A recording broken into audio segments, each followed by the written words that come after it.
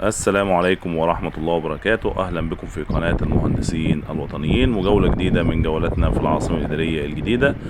حاليا أنا موجود في قلب حي الوزارات.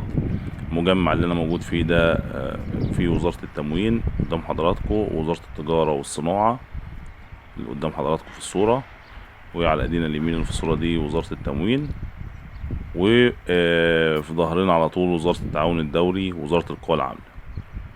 زي ما حضراتكم شايفين بسم الله ما شاء الله الجمال والروعة الموجودين على أرض العاصمة الإدارية الجديدة. المكان اللي قدام حضراتكم ده كده من 4 سنين كان صحراء تماما، كان الناس تخاف تمشي فيه بصراحة سواء بالليل أو بالنهار. بسم الله ما شاء الله المرحلة الأولى من العاصمة الإدارية الجديدة النهاردة 40,000 فدان، يعتبر بنسبة 75% تعتبر المرحلة الأولى خلصانة. طبعا المرحلة الأولى فيها الحي الحكومي أو حي الوزارات اللي قدام حضراتكم ده يعتبر خلاص السلم.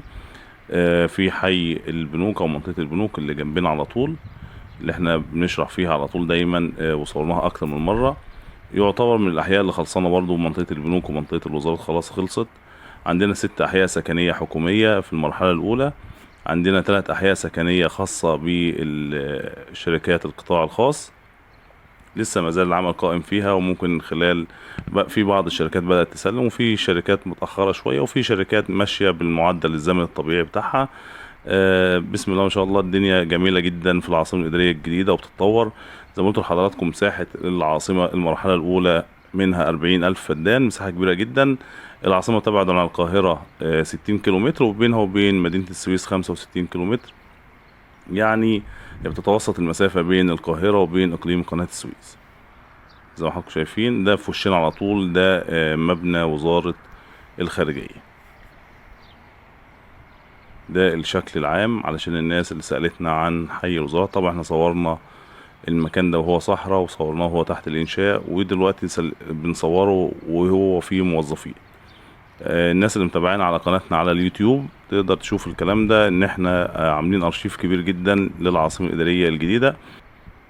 زي ما حضراتكم شايفين كده الطراز المعماري الغالب على منطقة الوزارات هو الطراز المصري القديم. الشكل العام بسم الله ما شاء الله تحفة معمارية. في بعض الوزارات الطابع العام ليها طابع الإسلامي، طابع الطراز العام ليها الطراز الإسلامي. الوزارات اللي قدام حضراتكم ده الطراز المعماري فيها الطراز المصري القديم، وده الغالب على منطقة الوزارات ومنطقة البنوك. زي ما حضراتكم شايفين دي وزارة التموين،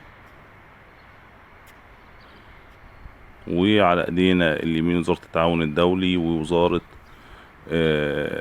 التجارة والصناعة.